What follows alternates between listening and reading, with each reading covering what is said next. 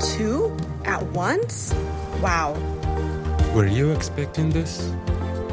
Shut up. You're having twins? Twins? Well, I guess that means double trouble.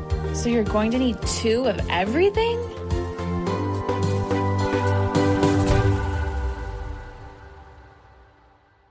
And we're off. That's how we're going to start this. We're off. Yeah, I think that's a good way to start it. All right, everyone. Welcome back to Expecting ×2, Season 2, Episode 1. Dun, dun, dun. It's a big day. Big day. This is the birth story podcast. Yeah, this is the birth story. I didn't even get a chance to introduce our first ever guest on the podcast because you just so kindly kicked off the podcast on your own. But here we go. We got Mr. Ryan Swanson on today. First celebrity guest, also Abigail's husband and baby daddy of 3. So big, Yeah. yep, lots of titles. I I wear think- lots of hats. Just baby daddy is good. Okay. Yeah, diaper Yeah. changer, baby daddy. Yeah. Yeah, just baby daddy. I think we go with that. I mean, he's my husband too. Fine. Okay. All right. I Technicality. debated having him on this episode because my husband has a big personality, I think, to say the least, and he might kind of dominate the birth story and make it his, but see, he's already laughing. I'm the one that gave birth, but he'll probably be the one to share most of the details today. But I think it'll be fun. So when we were preparing for this podcast, Abigail dictated notes to me in outline form, and there was a repeated note to me to be funny here, but not too funny. So I'll try to hit those beats if I can. Oh, we're also recording this podcast with our 2 little Twinkies behind us laying in bed, grunting, trying to get poops out. So I don't know. You might hear them in the background, but I think that's going to be most of season 2. I think really they'll be guest starring as well. By Twinkies, Abigail means our twin boy human beings that she birthed that we're going to talk about in case there was any, confusion there. Thank you, Ryan. Thank you for enlightening the crowd. It's what I'm here for. All right, let's kick it off. So if you listened to the last episode of season 1, I was pretty transparent that I constantly thought I was in labor. And I think this went on for, I'd say, like a solid 4 weeks before we delivered. There was definitely a month where Abigail was like, they're coming today. Every day I would wake up, they're coming today. So, from a dad's perspective, you can never admit this ever. But there was a little bit of a boy who cried wolf thought process going on. I literally said to the audience in my last episode, don't feel like it's the boy that cried wolf. It's your body. It's hard to know. So shut up. Totally fair. Strike that from I the will record. also say to any dads listening, do not say that to your wife, to your partner. Oh, never. She will be pissed. Every time, this is like TMI, but every time I would literally go poop, I would say to my husband, like, you need to be close in case the head comes out. I'm not kidding. There was also, for at least 3 weeks of that month, Abigail was convinced that she was going to give birth in a bathroom at a bar, and we never went to any bars. But let's go ahead and say that we were not in any bars. Right. It just seemed like, hey, I don't want to be the mom that gives birth in the bathroom of the bar. If you are that mom who gives birth in the bathroom of the bar, hell yeah, that's friggin' awesome. But we did not have that birth story. But you were very patient with me the entire time. I will say that, and I will give kudos to you. You were always like, it's okay. Maybe today's the day. All right. And probably in the back of your mind, you were rolling your eyes like, it's not the day. Both statements are true. All right. So we ended up at the hospital. So we gave birth on September 10th to put into perspective some of these dates we're about to be saying. And also how long it took us to get our shiat together to record this birth story. So if you have any plans to do anything after birth, plan it for at least 6 weeks after. Yeah, don't plan to do anything for at least a month. It's like we always think we're going to get something done, and then it's like everyone poops their pants, somebody cries, I cry, someone's diaper needs changed, including my own. So give yourself a lot of grace, ladies, if you're about to give birth. But Anyways, on September 7th, we woke up. It was a glorious day out. I didn't think I was going to have the babies that day, actually. Right? In the morning. No, it was actually the first day of the month leading up to our birth, where Abigail's like, you know what, I feel good. Like let's I'm sick of just sitting around waiting to have the babies because you know what, they're not coming today. And so we went on a little adventure to a town just west of Denver. We're like, hey, we're gonna have a nice little brunch.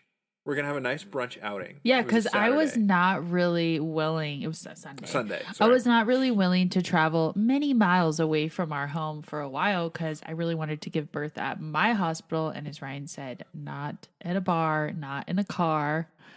Not on a plane, not on a train, not in a box, not with a fox. Okay, at the hospital. So I was like, yeah, I'm feeling up for it. I actually had on a really cute outfit too. So we went to this cute little town outside of Denver. We got to this restaurant. The minute we get seated, I lose my vision. I'm like, okay, I can't see anything. I have in the past gotten ocular migraines. So I just thought, oh, this is just an ocular migraine. But I couldn't sit down. I had like this really weird cramping and pain down my legs that was getting confused with maybe my uterus area. I don't know. And then I couldn't eat. And then our son started freaking out. Yeah. Like he wouldn't eat. He was all mommy, mommy, mommy. So to put into context from my perspective, because I am the first celebrity guest. Gosh. It's funny that, you know, I gave Abigail crap for saying like, oh, they're coming today. And the whole boy who cried wolf thing. When she said she couldn't sit down, there was a thought that ran through my head that a head's coming out and we're giving birth at this restaurant. It's a cute restaurant though. It had a waterfall. I mean, there could have been worse There's places. worse places. Yeah, it was like right in the mountains. Well, ish. Yeah. It was near Red Rocks. It was for any out. Of you. It was outside of our 10-mile safety radius. Once I was like, okay, I can't sit down. I was like, I think we should go. We got in the car and it was like all of a sudden, you know, we pulled the fire alarm. The whole plan we had in place for Jude, you know, I called my mom who raced to the house, who called my sister who lives 2 hours away, who she grabbed her bags and came down to be with Jude, you know, texted my work. So we get to the hospital, you know, when you get there, right away they bring you in triage. They did a pelvic exam. Cervical exam. Cervical exam. Thank you. And I was 3 centimeters dilated. So in my mind, I was like, hell yeah, like this is going to happen today. So leading up to on the way to the hospital, all of those like boy who cried wolf thoughts that you never ever say, but you have as a dad running through, those go away when it's like, okay, it's go time. So we went into, I felt like I was driving, I was like Richard Petty driving in the Indianapolis 500 and I was tunnel vision focused, driving down the highway very safely and very fast. Also, I hadn't packed my hospital bag yet, so when we got to the house, I threw stuff in a duffel. I don't even know what was in there. We called Abigail's mom on the way, trying to be very, very efficient. And it was definitely go time for the whole family at that point. Yeah, and remember, I also had to poop, and I refused. You were like, just go poop. I was like, no, it's happening right here. Yeah. I love my mom. She's so funny. I'm sure she's going to listen to this. But when we first called her, and I was like, hey, Mom, like, we're heading in. She was like, well, I have cookies in the oven. That's literally what my mom said. And hopefully she listens to this and laughs. We were like, screw your cookies. Like, I might have a head coming out. To Connie's credit, she showed up at our house to take care of Jude, our 14-month-old, wearing her apron. So she did. Yeah, she came best. running across the street with her bag of goodies. And yeah, she had her apron on. Yeah. Very true. So, sorry. Okay, so back to the hospital. We get there. She's like, you're 3 centimeters dilated. We stayed in triage for hours. And boom, my contractions stopped. I didn't dilate anymore. We literally walked how many hours? 3 hours, 3 miles, something? We walked a lot. So in the hospital. yeah, we walked. Oh my God, we walked so much. Yeah. My feet were killing me. Yeah. As you were like, nope, we're gonna do another lap. We were doing stairs. You were doing these weird squat things. It was. I we just walked a felt lot. like, okay, no, I have to have the babies today, like whether my body wants to or not. My sister's already here. You know, my mom has stopped baking her cookies for this. I've texted my doctor, like, it has to be today. We were doing side stairs. I mean, we walked in that hospital for hours and hours and hours. And then finally, I want to say we got there at like 2:00.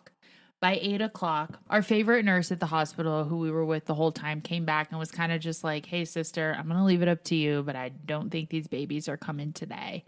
Of course, they were so sweet. They're like, if you get home and anything changes, you know, signs to look for. They gave us a whole list.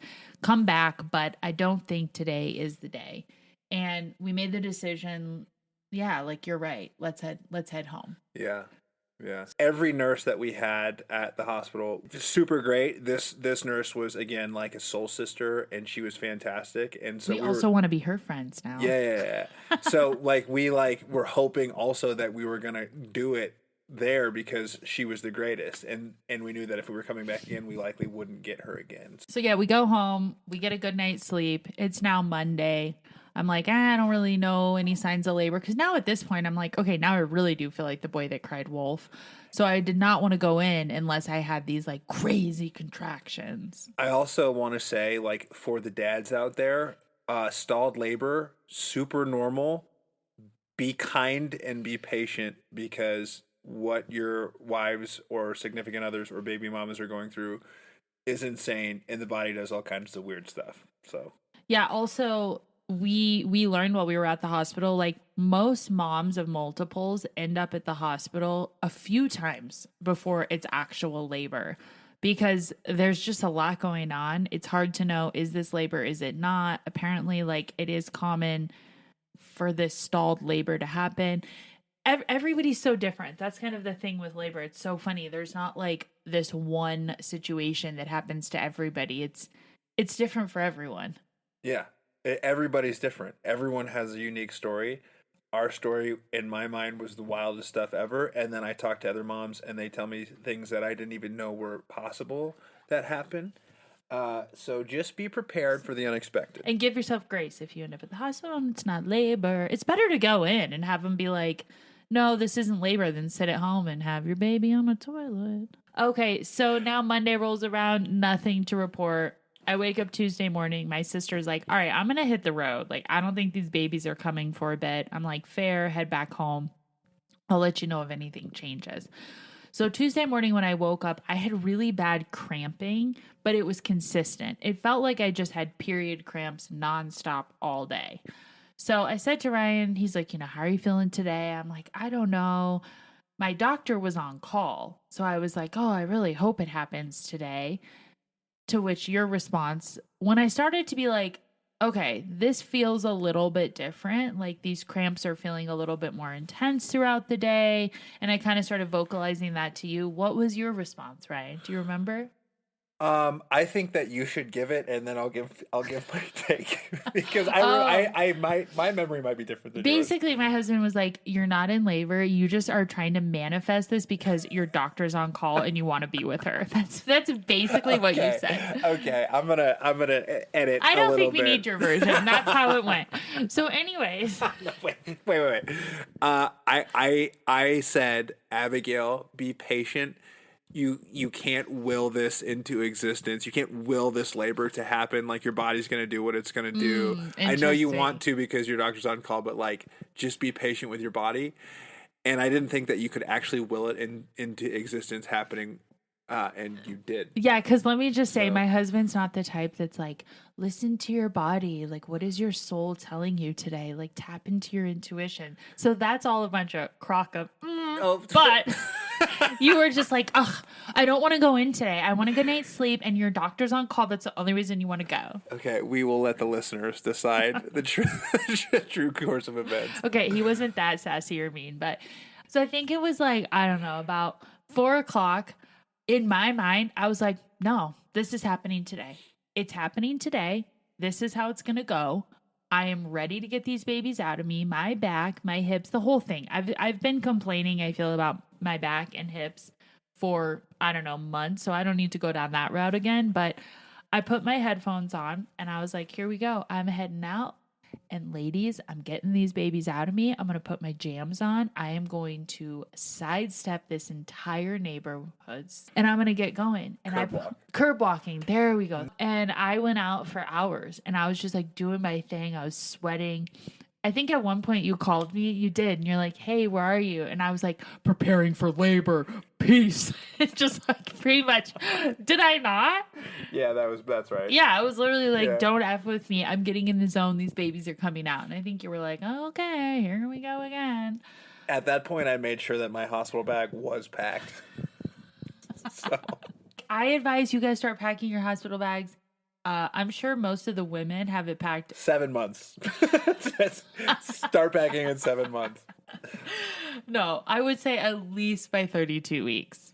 Yeah. Yeah. I mean, smart. I think I had mine packed. You had yours packed 32 minutes before we left, but whatever. Yeah. It was also our second time going. The first time you like fold everything nicely. You bring like the little the mini toothpaste, the travel toothpaste, and like the mini face wash. Yeah, you bring it all. The second time you go, I had a bag of toothpicks in there. It's like, grab a beer, let's head out. There was a pack of erasers from 7th grade, I think. Yeah, it's so funny. You're so different on your second and third. So we pick our son up from nanny share. We're having dinner. Everything's cool. We put him down. It's now like 8:00 and I'm like, okay, I think I'm having contractions now. So we whip out the old contraction timer app. We had to re-download it and I think purchase it again and remember how to use it. Which one did you use? Maybe you want to recommend it to because shout out too. Hold on. For anyone going through this, if you have someone in your life that you can pass this duty on to them, the tracking contractions, whether that's a husband, a friend, a wife, a mom, dad, a nanny, whatever it is, pass it on to them. There's not a chance I could have done that myself. Once I actually started getting in the zone, it was like, no, someone else needs to keep track of this. I deleted it off of my phone. Wait, what about when we have our next baby? Oh, contraction timer and counter. Very funny. Right. What about when we get pregnant again? She's so funny. He will leave me if we have another baby. It is in the Apple App Store. It is called Contraction Timer and Counter 9M. It's good.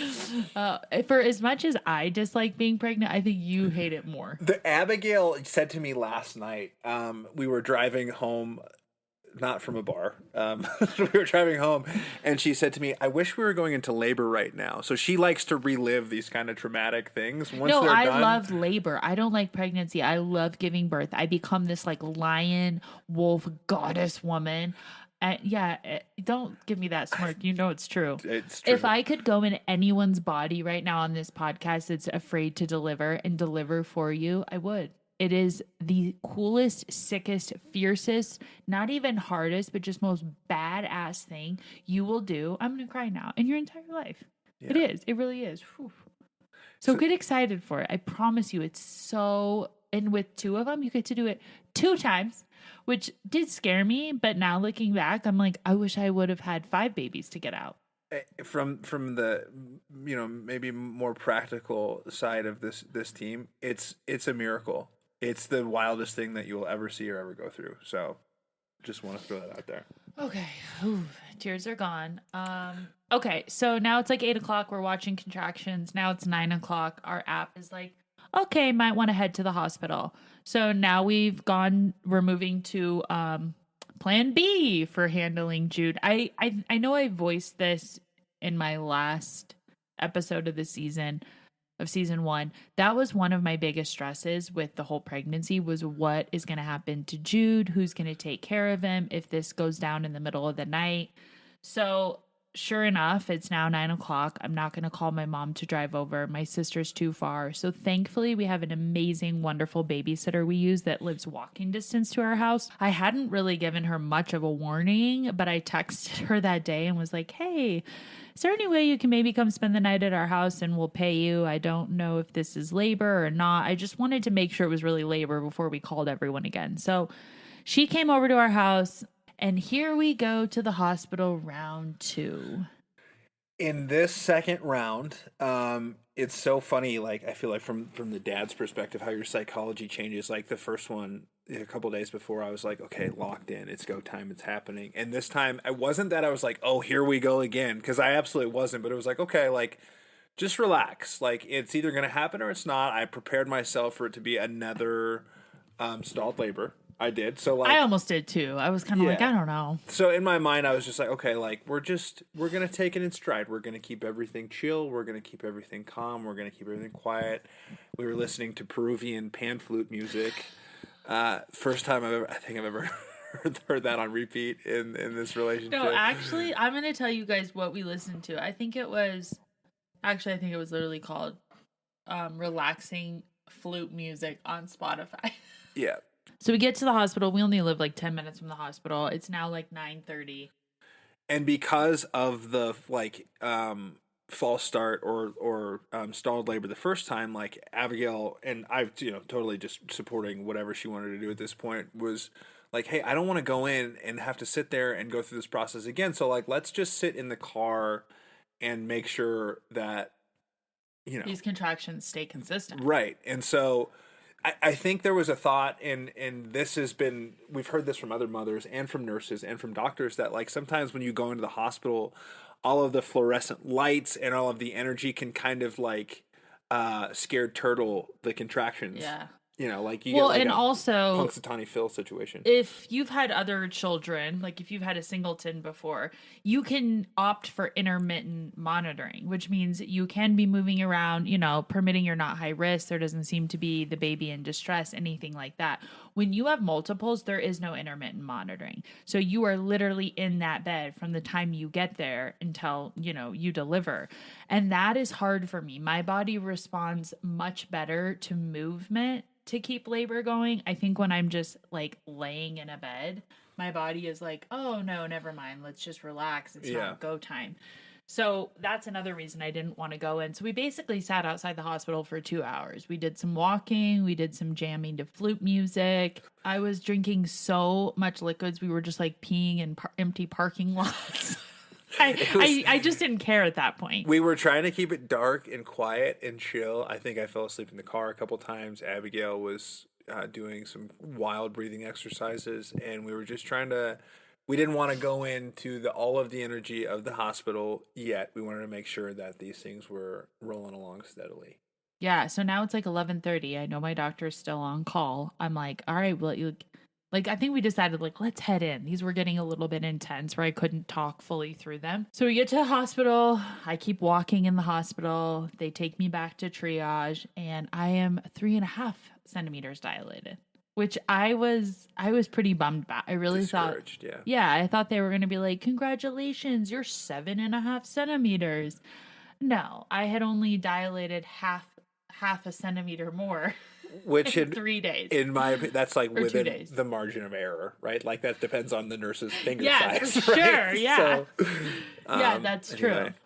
But my contractions were strong. They could see that on the machine. They're like, okay, your contractions are strong. They're falling within the range of what we would consider labor. They called my doctor. She came in, to which I basically just looked at her and I was like, these babies have to come today, or now tomorrow, because it's almost midnight. And she was like, you're right. These contractions are consistent. Let's move you to labor and delivery, which it feels like you're winning the golden ticket when they say we're moving you from triage to labor and delivery. Because I'm sure there are situations where they move you to labor and delivery and then they still end up sending you home. But I feel like I can say, without any medical background, which I always am very transparent about, I'm pretty sure most people that move to labor and delivery, they're having their babies. Yeah, I think you can really count at that point on go time, and you can kind of start making those decisions like, hey, if things are kind of lingering and this is the path that you're taking, it's like, hey, let's kick this into overdrive with a little Pitocin or something. Yeah, and Mama's little helper. Yeah. And we did. I also feel like I should I just want to say, because I always want to be overly transparent, we are the furthest thing from doctors, nurses. I can't even pronounce most medical things. Full disclaimer, we are not medical professionals. So, whatever bunk advice we give you guys, check it. Yeah, and I think we're not even giving advice. We just think it's fun to share our birth story because, of course, why would we not? But hopefully you are with a medical team that you really trust. You're with a hospital you love. Hopefully you've done your tour by now, which I know I've talked about in season 1. That made us feel way more comfortable with our first son after we did the tour, because they are going to take the absolute best care of you.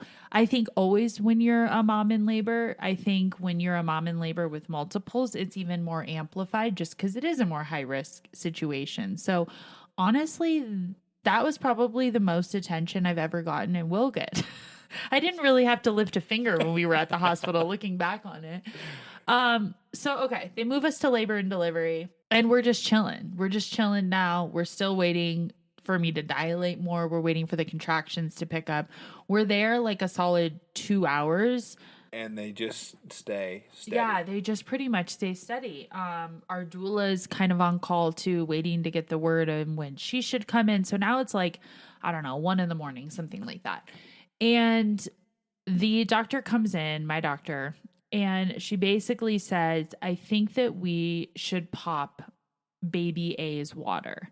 So baby A was head down, baby B remained transverse. Yeah, breeched, transverse. So his head was under my right boob, his butt was under my left boob. So this whole time we were kind of just praying for a miracle that when baby A came out, because he was like locked and loaded, head down, ready to go, that baby B would just flip and his head would come down too. So that was what we were banking on. So she says, I think we should pop baby A's water.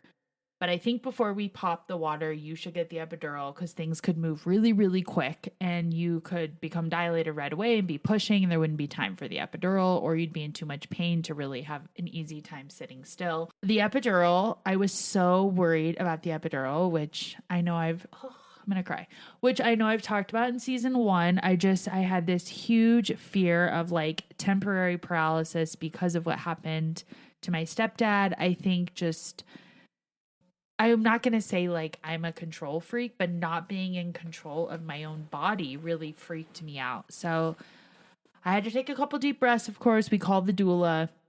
I decided I wanted her there before they gave me the epidural and the anesthesiologist came in. So doula got there, ready to go.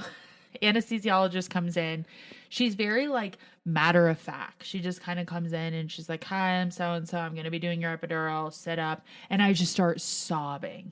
And right away, bless this girl, she changed her entire energy. I think she just, for them, they do this, gosh, how many times a day, right? All day. And I don't know many people that are afraid of epidurals. Most other moms I've talked to were like, oh my gosh, it was no big deal. So she probably wasn't prepared for me to be crying. I'm going to throw this out there. I think, Abigail, you are very in tune with your own body, and any dads or anyone else out there is like, oh, the epidural, it's no big deal. They numb it. They just put the thing in and you're good to go. From a guy's perspective, like there's some hardware going in your back. It would freak me out a little bit. And so this anesthesiologist came in and she was very much like, okay, this is a factory, and Abigail got a little bit emotional, totally reasonable. And there was an instant moment of recognition from this wonderful, wonderful anesthesiologist where, moment of humanity where the whole attitude changed. Yeah. The takeaway I want from this for those listening is be vulnerable. It's okay to say, hey, I'm really scared. It's okay to be like human. Yeah. Because it's like, it's a scary thing. You're so excited to meet your babies, but you're also like, oh my gosh, what's happening? What's going down? If you've never had an epidural, if you're not into needles, any of that, it's a lot. So I was really glad that I spoke up with my tears because she just came over. She gave me a big hug. She said, let's talk about your fears, honey. And then somehow we got on the topic of tattoos. Ryan has a big one on his butt. I have a not so great one above my butt. And our anesthesiologist also has one above her butt. So we ended up all laughing, like to break the ice. I was like, oh, when she was putting the epidural in, I was like, sorry about that really ugly tattoo. And she was like, I have one too. So, I will say the fear of the epidural was far worse than the pain of the epidural. Really, it was. Yeah. It's still like, it's not that I didn't feel anything, but if you're also nervous for the epidural, as someone who does not tolerate that type of pain well and doesn't tolerate needles well, you'll be fine. You've got this, mama. Really. Once that epidural came in, they are right. Within like 15 minutes, I was like, contraction, what? Like, This is nice. yeah, I was like, whoo, why did I have a natural birth with my first son? That was a stupid idea. Unless that's your journey. It's totally cool that way too. Yeah, Anyway. I mean, we should mention, like, I did want to have a natural birth with the twins, but one of the risks associated with that was, and by natural birth, I mean like unmedicated as well, still at the hospital. My doctor, of course, was like, whatever you want, advocate for yourself and I'll support that. But if something did go wrong and they did have to do an emergency C-section, there wouldn't be time for an epidural. So likely they would give me Anesthesia. So basically, they wouldn't have time, like I said, to give me the epidural. It would kind of be a not great experience. Ryan would have to leave the room. The doula would have to leave the room. And basically, I wouldn't be awake for the birth of the twins. So I didn't want to go that route. I was like, no, that also to me personally felt really selfish to not have Ryan be a part of it, and also to not be able to like talk to my babies, give them skin to skin, try to feed them right away. So that's why we opted for the epidural.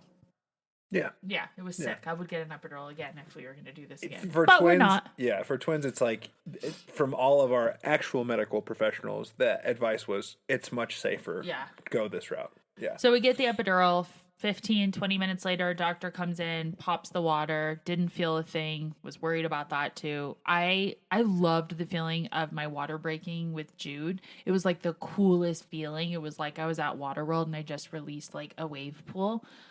I'm kind of sad I didn't get that again. It was like, boom, here you go. Here's like a little leak. So that was a little disappointing, but whatever. Yeah. And then, yeah, they put the catheter in. Also, no big deal. And we wait around for another 2 hours. We were like at this point getting to the point where it's like, okay, is our favorite doctor, Abigail's new best friend, still going to be on call? The hours were ticking on, and then we got the Pitocin. Yeah, and then the doctor came back in, and she was like, hey, whatever you feel is best. I don't want to pressure you. I don't want to rush your body. I don't want to change this experience for you, but how do you feel about a little bit of Pitocin? Pitocin, from what I remember, goes on a scale from like 2 to 30, and they start you pretty low, and then they slowly like turn the dial up and turn the dial up. And I only got to about 6 on the Pitocin dial, I think. They turned it up like 2 or 3 times. And again, I didn't feel any of the contractions because you don't feel that with the epidural. But by now it's like, gosh, it's about 8 in the morning. So we got there at 11 p.m. September 9th. It's now 8 in the morning on September 10th. And I can't pee. Like something weird is going on with the catheter. And shift changes at 7. So we're like worried that favorite doctor is not going to be on call. But okay, favorite doctor, whose name we're not saying, if you're listening to this podcast, girl, I knew you were going to be there. You told me you were going to be there. I don't know what Ryan's saying. I knew you were going to be there. I'm trying to build tension, man. It's a podcast. Okay. But we were on pins and needles. Our favorite nurse that we had the last time is back on call. And she's there, and everybody's super psyched. And she sees our name on the board, I guess. She's like, I call room 7. Yeah. Comes in, and immediately I'm like, hell yeah. Every prayer had been answered. I made Ryan pray with me a lot throughout the time we were there. Mm-hmm. I didn't pray to have her as my nurse. I just prayed for the best staff. And she came walking in, and I was like, hell yeah. She's like the coolest person ever. She like does woodworking and she knits hats for all of the babies that she delivers, and she's just like a superhero. She's also like very calming. She's so serious in labor and delivery, but so calming that you're like, oh, this is no big deal. It feels like you're like picking up takeout or something. Yeah, she's so chill. Picking up takeout. Basically. So yeah, she comes in and I'm like, hey, something is definitely wrong with my catheter. Like, what is going on? My doula was like, what do you mean you can't pee? You should just be able to pee. I'm like, I can't. So she comes in to check it, and she's like, oh, I know why this is, and why you're in pain. The baby's head is right there on the balloon of the catheter, and you're 10 centimeters dilated. It's time to go. And like, we're like, kind of like, whoa, crap, what's that mean? And she like shifted the baby's head so Abigail could pee, and then she's like, it's go time. And then all of the calm flute music in the room, all of the quiet candles that our doula had been lighting, who again is also a rock star, that energy was like, oh shit, no Yeah, more it false was like- starts. It's happening right now. And as a dad, I'm just going to take a moment here. You go from thinking like, God, is this ever going to happen? Are we ever going to have more kids to, oh, you're about to have more kids in 15, 20 minutes. Well, you hope, honey. Yeah, you hope. And then Jeez, it's like, some people it's like 8 hours. yeah, well, that, and then also like labor's scary. Like there's a lot of stuff that happens in labor, and it's like it goes from 0 to I think 60. you're trying to say to the dads out there, it's okay to like have a little anxiety. Yeah, just You know, it's- don't show it, but Yeah, don't ever show it. Just bury it deep down inside and never bring it up. But it's like it's crazy. But It's yeah, very I felt crazy. like when she was like, and you're 10 centimeters dilated, and then she like said to a nurse, call the doctor. She starts like saying to the doula, go get the scrub. Someone hands me something to wrap my hair in. I just am like crying, and she looks at me. She's like, are you crying because you're scared? Are you crying because you're excited because it's go time? And I'm like, I just didn't even know. I guess I thought this process was going to be a lot longer. They were going to be like, oh, now you're 5 centimeters. Now you're 5 1/3. Yeah. So that Pitocin, bless that drug, because that happened quickly. Yep. So yeah, I feel like I really do feel like she like pulled the fire alarm, and then everybody was like, I'm not going to say panic. It was just like, okay, all hands on deck. Here we go. We got a twin delivery. We got one head popping out. We got the other one breached. Get the doctor. We got the mom. Like it was like Dad and doula's putting on hazmat suits. They're wheeling her to the operating room. It's like vibe change. And you will always deliver. I'm pretty sure every hospital, I know for sure at our hospital, but from 99% of the moms I've talked to that's delivered multiples, you always deliver in the OR. That way, if If you have to have a C-section, you're already or there. if just something changes, yeah, Right. you're there. So they're wheeling me in. We get in, and let's just be honest, ladies. I have not seen my downstairs in months. Okay, like I can't. My belly's so big, I can't see what's going on. There's not enough mirrors in the house. Fact. Yeah. So I was hoping for like some dim lighting. Not dim. No, we get in the OR. Imagine an entire ceiling of lights. Like, I kid you not. They're like spotlights built in. And then there's a solid like 22 people in the room. I honestly felt like I was delivering at the Vegas Sphere. There's so many people. There's so many bright lights. And any hope I had of dim lighting, or maybe only my doctor having the bright light on my lady parts, was gone. So just to give a little context, twin pregnancies are rare. Twin pregnancies that are planned vaginal, where the second baby B is breech, are super rare. And there were very few doctors that were even considering doing this. Our doctor was like, no, look, the way this everything is, feel confident that we can do it this way.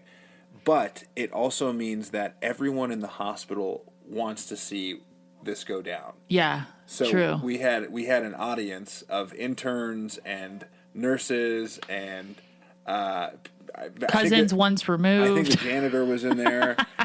Everybody was like, they were serving bags of popcorn. There was a full crowd, and I like the transition from the room that we were in, which was very dark with candles and Peruvian flute music, to the hallway that's pretty bright and crazy. Like there was an emotional transition, I think, for both of us, where it was like, okay, it's go time. Like, hey, you're okay. You as a father and partner, you know, it's okay. Like, hey, time to go now. Like, let's zone in. And you were doing that. Like, as soon as we like crossed the threshold into that room, our doula, who is wonderful, knows where like all the equipment is. So she's like hooking up to the Bluetooth speaker system in this operating Yeah, room. because earlier that day when I was walking around the neighborhood, I was making my birth playlist. I'm kind of like, I always have an idea of what I think I want on my playlist, but once it actually is go time, and this is how it was with Jude too, it changes. I'm like, nope, this is going to be it. But I think that like once we got into that room and the lights turned on and the nurse is like, you know, it's go time. In my mind, it feels like the guns have gone off. I'm at the Olympics. I'm at the starting line, and like, it's time to go, baby. Like, fire under your feet. There's no time in my mind to be emotional, to be sensitive, to be worried, to be sad. You're like, no, I'm here. I'm going to win the damn gold, and I'm going to focus up. Yeah, which was insane. So anyway, very loud in the operating room. Our favorite nurse basically whistled and was like, "Hey, everybody, shut the hell up! Like, we're trying to focus here." Your doctor was getting scrubbed up, and she looked like she was just also laser In the zone. focused, locked in. I'm looking at our doula, and I'm like, "Oh, is this happening? You know, it's go time." She hooks up the music.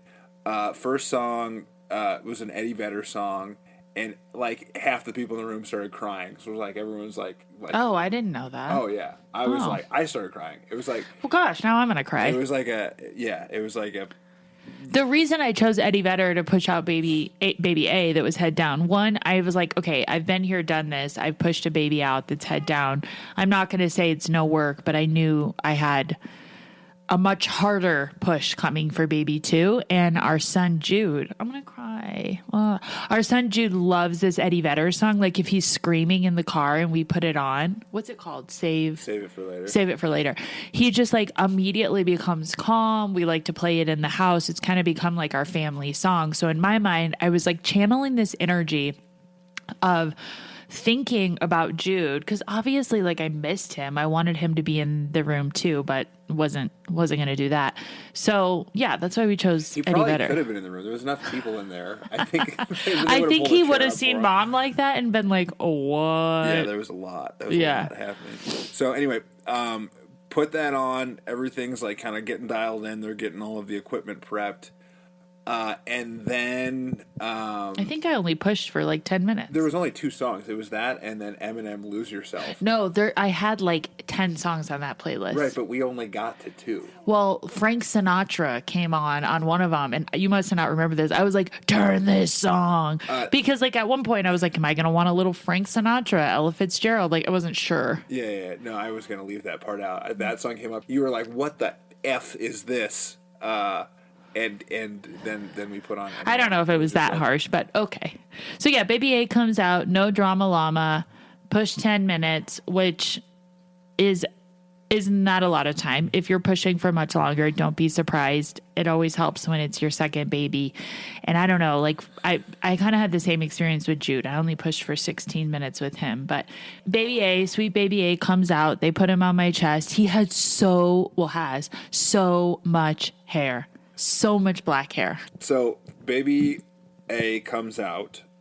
They put him on your chest for a minute, right? Or like just not long. A few moments, and then they take him away because it's the nurse comes over and she goes, "Okay, honey, I got to take baby A. It's time." And I knew I chose to not look down. That's not me. I don't want to have a mirror. I don't really want to see what's going on below the belt. I feel like I can feel enough of what's going on below the belt. But the hope was once baby A came out, baby B, who of course was going to move, would fall head down. And then we would have a second baby coming out head first. I instinctively knew the minute baby A came out and they put him on my chest, I was like, nope, he didn't go head down. Like something in my body just told me. I couldn't feel how he had come out, but I knew like, okay, here we are. We're definitely having a breech delivery. I also feel like they would have said like, yay, baby B's head came down, and no one said that. I feel like there was a moment I heard my doctor shout for someone else to join the party. And I was like, oh, man. The mystery assistant. We're not even sure who that man was, but thank you. I just heard him shout. There. Like, yeah. I think his name was Mark. Like, get Mark. I was like, okay. Yeah. So, and I am pretty sure, I didn't have the best view because I was up with you, but I'm pretty sure that baby B's feet were already out when they're like, okay, we need to take baby A away. Yeah. That's what you had said originally. And I think our doula said too, like you looked down and it was like his little toesies were already chilling and hanging out. Yeah. And then from a spectator's perspective, the point of maximum stress of this entire 8-month and some change thing was the baby B breech delivery. Like, because there's a moment where, okay, our doctor was working the body out, working the hips out. She was very, very gentle, very, very deliberate about, what she was doing, working past the shoulders. And then for a moment, it took a moment to get the head out. And so in my mind, I was like, okay, this is worst case scenario because like he's stuck. And now like she can't pull too hard. She's like working him out. But if he's stuck now, does she have to push him back in? And then does it like it? And it was maybe Yeah. 2 minutes. It was the longest 2 minutes of my life, I think, because you didn't see all this. You felt it. I and they were telling you intuitively to felt push, it. and that was all good. But I was witnessing, like, okay, like there's a process where you see baby B's body out, and it's not really moving a whole lot, and it's our doctor was working the head out, Yeah. and finally came out, and it took a moment for him to take his first breath. And I Well, was hang on a wreck. minute. Now we're jumping way ahead. Well, I'm just telling you from my perspective. It happened like the timelines in your mind. It's not like linear. Like things like that to me felt like hours. Hours. I and get hours that. And hours. Well, So yeah, you were doing so much work, honey. I'm sure. Gosh, you were working overtime. I'm was so exhausted sorry. after. Yeah, that you had that stress. Gosh, I should have got you a massage after. Yay. Okay. All right. So once they said, all right, you got to start pushing for baby B right away, my like hype song, I used to teach indoor cycle classes, and anyone that ever came to my class more than once, the people I became friends with, my frequent riders, knew that I always played Eminem Lose Yourself. One, it's like the longest song. Two, on a bike, when you're jogging at 80 some RPMs to that song, you're either like defeated and you're like, this is too hard, or you're like, oh, hell yeah, I'm not going to like sit down. I'm in the zone. I don't want to lose myself. You only get one shot, One You're, opportunity. yeah, you're getting Yeah. into it. To seize everything you ever wanted. Yeah. So when they said, all right, you got to start pushing for baby B, I was like, turn it up, baby. And that was what we had blasting in the OR while I pushed. You could feel Lose Yourself in every single person in the room, which was kind of cool. Yeah, I think feel like everyone even in the there doctor was "Oh, like, this is oh awesome." yeah. Like, because again, for the doctor, this is a very rare occurrence. Not necessarily, well, first of all, yeah, I mean, twin deliveries don't happen that much with only 4% of people being pregnant with twins, but then to have a breeched twin delivery, and she just the whole time was so reassuring we could do it. Because of course my biggest fear was that I would get baby A out vaginally, which I knew would happen with some tearing, and then we'd have to have a C-section for baby B. That is the journey I have heard often from some twin moms who are like hell-bent on having a vaginal birth, because a lot of twin moms opt for the C-section, which I totally get as well. I understand, like, why would you want to risk that? I think for me, I was just like, you know what? I'm going to take a gamble. Both my doctor and myself felt very strongly that I could do this. I had something that she called a proven pelvis. Oh. Yeah, she goes, girl, you got a proven Abigail's pelvis. very proud of the proven Yeah. pelvis. Just like also like to speak to our situation, I think it's not the most unique, but it was unique in the sense that you had already had a baby, and so like that your body understood that process, right? Yeah. And you were going to have another baby head down, and so everything was kind of opened up. So like all of the stars aligned to make this possible. Yeah, right? had baby A been breached, this wouldn't have happened. Right. That wasn't an option. But because, I mean, his name is Callan, we can say his name now, because Callan studied up and knew, like, all right, got to get my head down. That's what mom wants. Parties down below. We were very fortunate that we were able to deliver Bo, baby B, breached. So selfless. He's such a gem. He's such a gem. He really is. As far as like their personalities now, like Makes sense. yeah, he's very very chill, very relaxed. Baby Yeah. Bo is a little bit more energetic. He's a little more energetic. Or is it that Bo, baby B, is just going to be stronger because he knows what he wants? He's like, no, I don't want to go head down. I want to chill up here. You know, who knows? I don't know. We'll see. We'll see who has the longer Season 15. Right, yeah, 10 years from now, we'll keep everybody posted. So then there we are. I got both babies on me. I just start sobbing because of just like joy. I was like, oh my gosh. Like, I'm not going to say I did it. It's like we did it. The team of people in that room, the nurses. When baby B came out, he was not breathing. He was just a little bit in shock. I mean, that was a lot going on. So, of course, as a mom, I was like, what's going on? What's going on? But I knew well enough to know that this happens a lot. Babies come out, they're in shock. The nurses just got to do their thing for, I don't know, it felt like 5 minutes, but it was probably 15 seconds. And then he started crying. And I think that's what moms are always... Like your ears, that's what you're always waiting for, is to hear the cry. Once you hear the cry, it's just like, this big sigh of relief for baby A, baby B. Obviously, both of them, you're just like, okay, my babies are good. You don't even, like, for me, I didn't even care what had happened to me downtown. I was like, whatever, both my babies are breathing. Like, if I ripped all the way to the back of my neck, so be it. Which I didn't, thank God. But I mean, tearing is a reality. Yeah, Tearing is a true. reality. I had a tier 2 tear, which is the same that I had with Jude, but it's manageable. I think that like that's also another takeaway of mine from birth is it hard? Is it not fun to then be in a diaper yourself right after? Yeah. Are your like nipples on fire from breastfeeding 2 babies immediately? You are. But at the end, like you don't really care. You just have these 2 healthy babies, you hope, in your arms. And nothing else matters. Whether you have them vaginally, whether you have a C-section and then you have a scar that you're tending to. I think that in any high risk pregnancy, like the labor term it can be very stressful, right? Because you're always running through your mind like what could go wrong. And, again, we don't always have these conversations because I think like partner roles in each relationship is different, but mine feels like, okay, like there's no need to bring up all of the things that could go wrong, but you're thinking about them every day, right? Yeah. And when you have them, right, regardless of what the situation is, if you have to spend some time in NICU, if however your story pans out, it is such an emotional and physical just relief and release to have, them here. Yeah. Right? And so there's an exhaustion that comes with that, but there's also like an elation that I think is you can't describe it. It's very cool, very special. It feels like a fog. You don't remember all of it.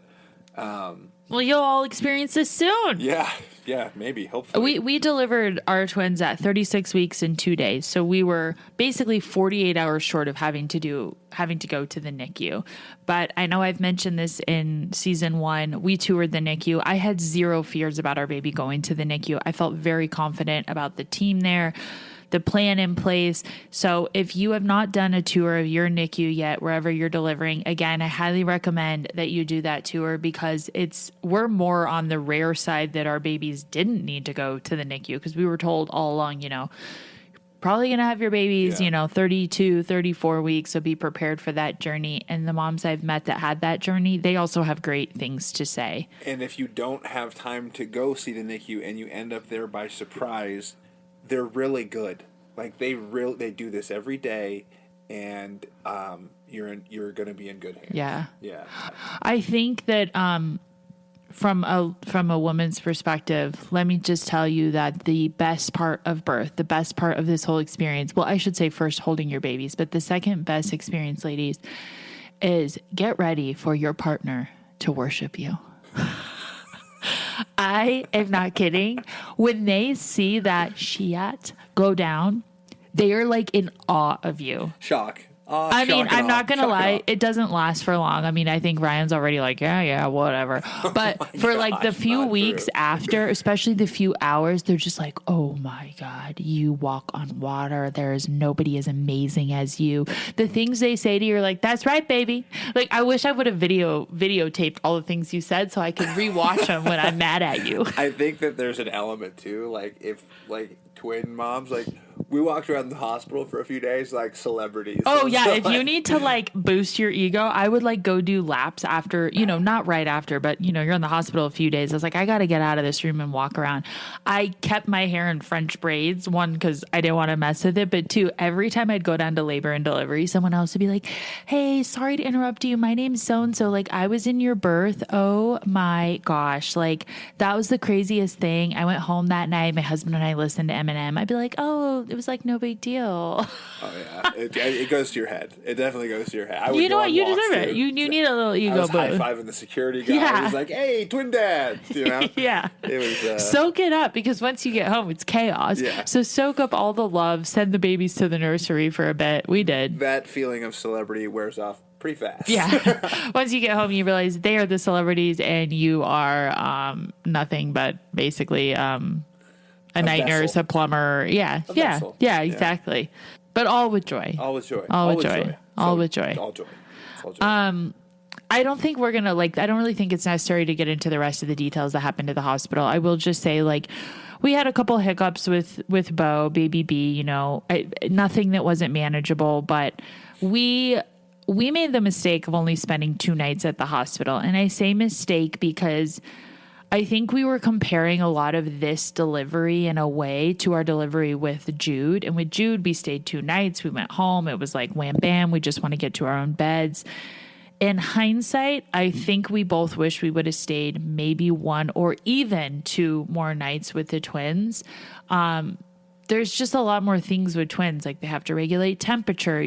Feeding was a little bit more challenging in figuring out that flow. So my advice out there, I understand also if you have other kids at home, of course we had Jude. We just wanted to get out of there. We were like, we want to get home. We missed Jude. Take some time, take 3 or 4 nights if they will allow it for you. Because I think you'll really appreciate that. I think we raced home too quick, which... Yeah, I think so too. You're in a rush to get back to life, and your body went through something pretty crazy, and we had 2 little peanuts that went from being in this warm little sack of fluid where they're safe and sound and fed and all these things to in the cold, bright world. And it's a transition that you give yourself a little space to make, I think. Do you want to talk about the preeclampsia? Yeah. I don't really think I was in a race to get back to life. I just missed my bed. I'm not going to lie. Yeah. Well, I mean, I really missed my bed. The hospital is not a comfortable place in any way, shape, or form. No, but I think what I wish we would have focused on is okay, our beds are not comfortable, yours or mine, but my gosh, are we so comforted by the staff there and how much they were helping us and the nurses with the twins and, so that's just, I don't know. That's my unsolicited advice. If you can stay 3 or 4 nights, do it. Obviously, if you have any complications, they're going to want you to stay longer anyways. But if you don't, then just something to consider. Yeah. So we race home.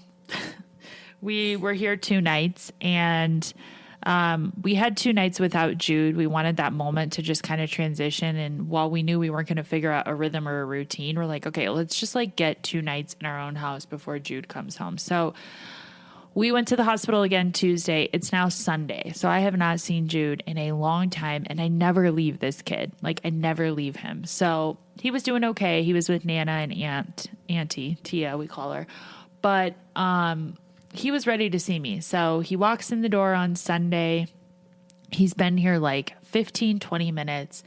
And all of a sudden I lose my vision. I start seeing, it's like an ocular migraine. I start seeing fireworks everywhere and I'm feeling really, really dizzy. So I go sit down. And in my mind, I'm like, oh, this is just a migraine. That's what it is. But then I remember when we were in the hospital, I had a couple spikes in my blood pressure, and they had just mentioned to me a couple warning signs to look for and call them, one of which was losing your vision.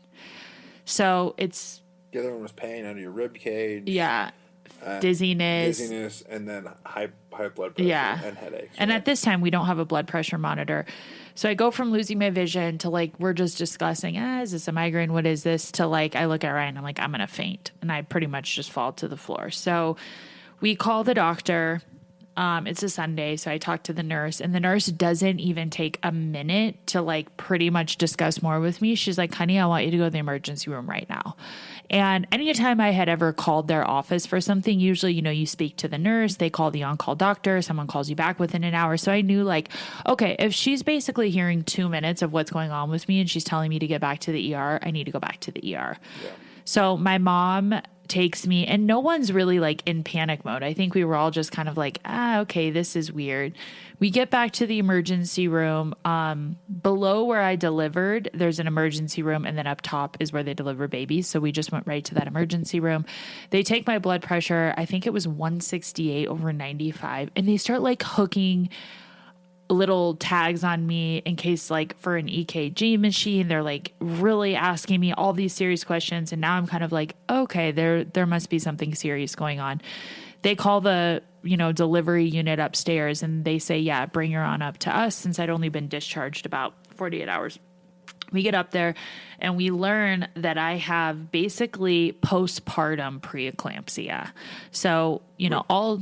Yeah. I mean, preeclampsia is it's hypertension or high blood pressure that presents itself postpartum, and then postpartum hypertension is the same thing as preeclampsia. Yeah. It's the same exact thing. That's It just what happens we're after you- call- after you give birth. Yeah. Yeah. So, I never had any signs of preeclampsia during my pregnancy. In fact, every time I took one of those little baby aspirin or low dose aspirins they tell you to take throughout my entire pregnancy, I was like, why am I taking this? Like, is this even real? Is preeclampsia even a thing? It is. It's a real thing. So, if you're diagnosed with it before you deliver, take it very seriously. Really talk to your doctor about steps you need to take. For me, it was after I delivered, which in hindsight, I'm very grateful for. But what it usually means is you are at the hospital for anywhere from 12 to 48 hours and you are on a magnesium drip. And you're there for a long time because they give this drip to you very slowly and they monitor you the whole time that they're giving you this drip. They're checking for proteins in your urine and then they're constantly checking your blood pressure. It wasn't fun. That's all I'm going to say is it wasn't fun. I think the hardest part was delivering my babies and then being away from them. Yes, they could have come to the hospital. We all could have roomed in again. We opted not to do that because at this point, Jude is home. He is totally freaked out seeing mom in that state. He just needs to be with dad. And we just felt like, okay, do we really want to pack everyone's bags, come back to the hospital when I had family come stay with me? My dad came and stayed with me, bless his soul.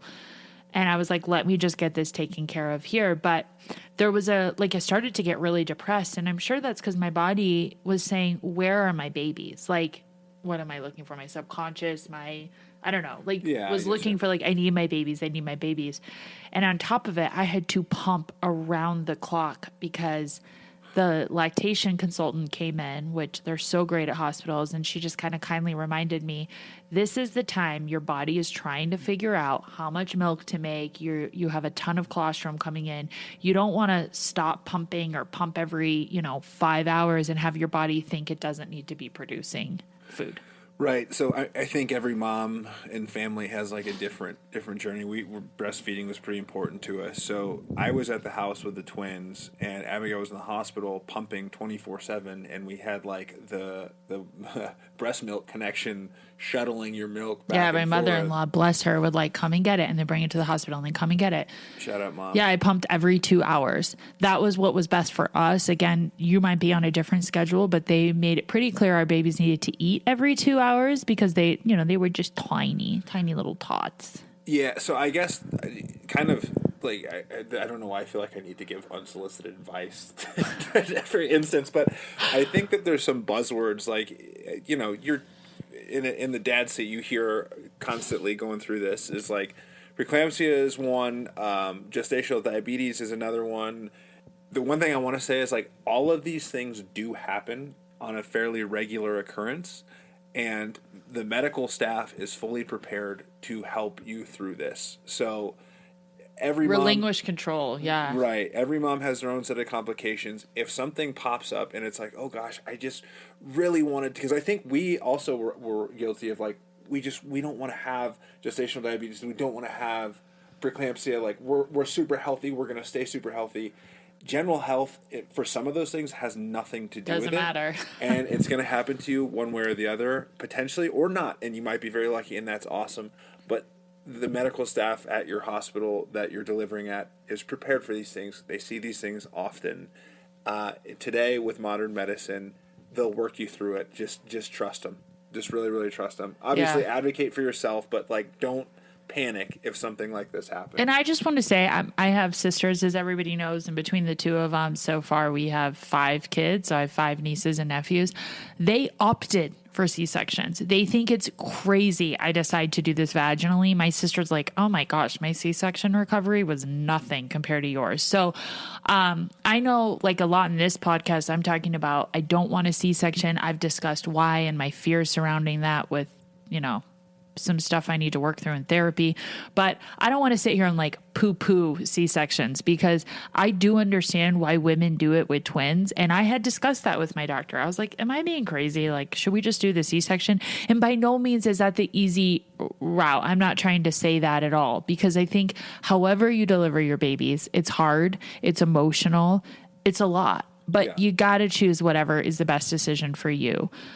for us getting that postpartum preeclampsia, we weren't prepared for it. It kind of felt like a slap in the face. But once I was able to wrap my head around the fact that, like, okay, Abigail, you're going to be here. You're going to be here. You're going to be on this drip. You're going to have to deal with the side effects of the drip. And this is going to be your journey.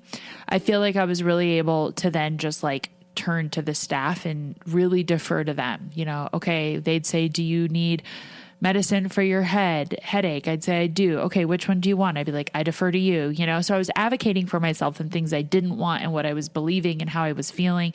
But at the end of the day, like, I'm not an expert in this. I didn't even know what a magnesium drip was until this experience. Right. So I think we were so dead set that we weren't going to have any of these issues. And then like, it happened. It's like, make a plan. God laughs. right. Yeah. So you don't have to become an expert in all of these things, but like, prepare yourself to be fluid and know that there are going to be people that are going to take care of you, and it's okay. The other thing I want to say, like, we didn't prepare for a situation like that as far as, like, we didn't talk about donor milk. So if, like, that's super important and you're not sure how lactation is going to work, or maybe you don't live close to the hospital and there's a situation where your babies are not there and your mom is in the hospital or something like that, like, those are maybe some things to think about. Kind of going back to, you know, my bag wasn't packed until 15 minutes before the last time. Like, think about things you wouldn't think are going to be important for your labor journey or what your birth plan, right? Because things change. We couldn't get donor milk because it was a Sunday, and it worked out because I was just like pumping colostrum around the clock. But from the hospital. Yeah. All right, one of my final thoughts as we wrap up this episode, because I know our Mr. Celebrity guest, Ryan, do you have other podcasts to jump on today? So many podcasts. Spend a little time, ladies, manifesting what you want your birth to look like. Be fluid, be flexible if it doesn't go that way. But I really focused for months and months and months on the fact that I wanted my boys born 5 minutes apart, which would mean in reality, I was either pushing back to back or one was coming out and then boom, I was pushing the other within a minute or two. And that is what happened. I like have chills when I say it. Even my doctor was like, that's so crazy. Cause I kept saying to her, they're going to be born 5 minutes apart, 5 minutes apart. Maybe they would have been 5 minutes apart too through a cesarean. I don't know how quickly they pull out baby A and then baby B, but I would just say find something that you can focus on that doesn't stress you out, but that brings you some joy and some laughter. Because I would laugh when I would say to people like, yeah, they're both going to come vaginally and they're going to be born 5 minutes apart. And I would like bring some humor to it, knowing that like probably that wasn't realistic, but praise God it was, through power and prayer, my amazing team, and just my badass self, we made that happen. So I just want to say, like, find something you can focus on that brings you joy, that brings you some laughter, and something that is a goal of yours through birth. Maybe that goal is just to breathe deep, because that's hard too. Yeah. Yeah, I think so. I think there's so many things to think about going through this process, and so many details. Being able to focus on one specific thing, I think, keeps you centered. Yeah. And keeps you from really kind of awfulizing all of the things that could happen. Focus on one thing and be fluid for the experience. Yeah. Yeah. And we're so excited for you guys. Oh, I'm going to cry. It's the coolest thing. It's the coolest thing. Like, if you are scared shitless right now, I totally get that. If you're like, I don't have a clue how this is going to go down. If you're dealing with a complication potential that a doctor has talked about, all of the things you might be feeling, the joy that also like, gosh, am I going to be a good mom? Am I ready for this? Man, one would be so much easier than two. All these things are like such normal thoughts, but you're about to embark on the coolest journey. What was your one favorite thing about the process, if you have to pick one? Oh, pushing to Eminem, Lose Yourself. Okay. That's like now my permanent karaoke song. Yeah. And like whenever we do karaoke again, which could be in 18 years, hopefully I haven't had a few drinks, because I could see myself getting on the mic and telling everyone my birth story before I sing the song. Like, come on, Ryan, come up. Let's reenact. Get me in the birthing position. Oh, my goodness. Yeah, I pity anyone that's at any future karaoke bars that we're at. Yeah, that's fair. What was your favorite experience? Similar, but the Eddie Vedder song, I went from being like, okay, super stoic, stay locked in, to bawling. Yeah. Not bawling, but I was like, the tears just started coming. Yeah. Yeah. Yeah, I mean, Annie worshiping me. Let's bring that back again. Yeah, that's yeah, sure. That's up there. That's up there for sure. All and right, obviously holding our two little peanuts. Oh my gosh, yeah. I mean, obviously. Yeah. We love them. We love them. We love them. All right, guys. Well, that's a wrap on our on our birth story. Special guest Ryan, thank you for being here today, celebrity. We're so honored to have you. Yeah, you're welcome. And I mean, gosh, I guess until we give birth again, we won't have another birth episode. It's very funny. It's a very funny joke you just said. We're done, friends. We're outnumbered at this point. We need to buy a bus if we have any more kids. And so we're like street parking already is a problem. So we'll have to talk about that. Oh, all right, guys. We'll see you next episode. Thanks.